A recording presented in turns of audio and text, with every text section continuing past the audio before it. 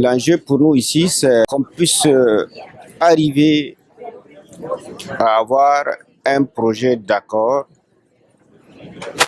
qui prenne en compte les réalités de nos pays, notamment les pays sahéliens, et pour ceux qui nous concernent, qu'ils prennent en compte les réalités tout à fait nigériennes.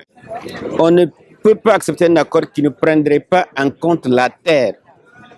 On n'accepterait pas un accord qui léserait nos pays.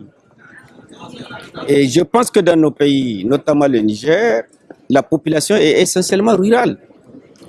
Le capital principal qui permet de travailler et de générer des revenus, c'est la terre. Or, nous avons observé que ni dans le préambule, ni dans le fond de ce projet d'accord, on ne parle nulle part de la terre, nulle part de la restauration des terres. Et ma délégation ici est porteur des idées selon lesquelles il faut absolument, et dans le préambule, et dans le fond, il faut qu'on parle de la restauration des terres et de la récupération des terres.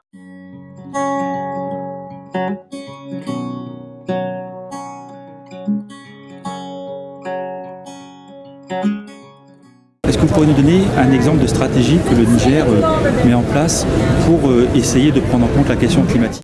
Le Niger est un pays en proie à la dégradation des terres.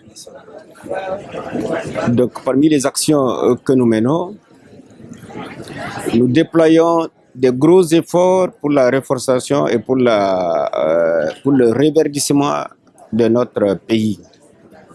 Il a été observé que sur les 30 dernières années, nous avons pu reverdir plus de 5 millions d'hectares.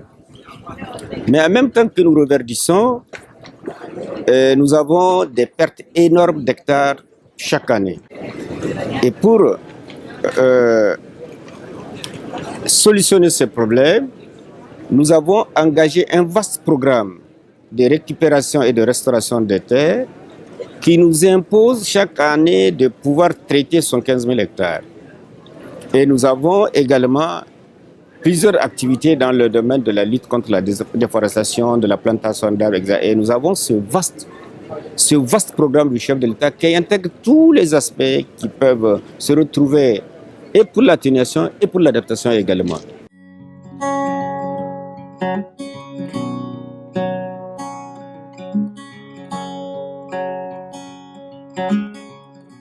Notre expression, pour le moment, se fait en français. Dans ces grandes réunions que nous faisons, les débats tournent autour, en tout cas, semblent ignorer l'importance, en tout cas, de la langue que nous portons, nous. Or, on a besoin de comprendre, on a besoin de donner notre avis. Et on ne peut pas donner son avis clair et efficace si on n'a pas bien cerné les contours des mots qui sont en train de circuler. Et en cela, je pense que la francophonie doit faire des gros efforts à côté d'autres langues pour que vraiment la langue française puisse nous aider à participer activement au débat qui porte sur les changements climatiques.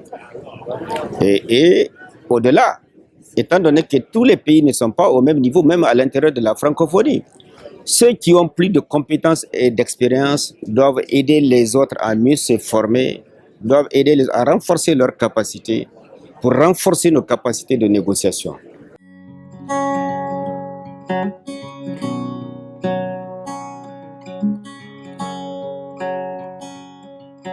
Il faut que d'ici 2015, que la francophonie ait une feuille de route claire à travers laquelle, en tout cas, toutes nos étapes seront connues et toutes les étapes de débat interne soient connues pour que, comme je le disais plus haut, qu'on dégage une position commune défendable à tous les niveaux. Et je crois que le poids de 80 pays, c'est quand même pas négligeable dans les négociations futures.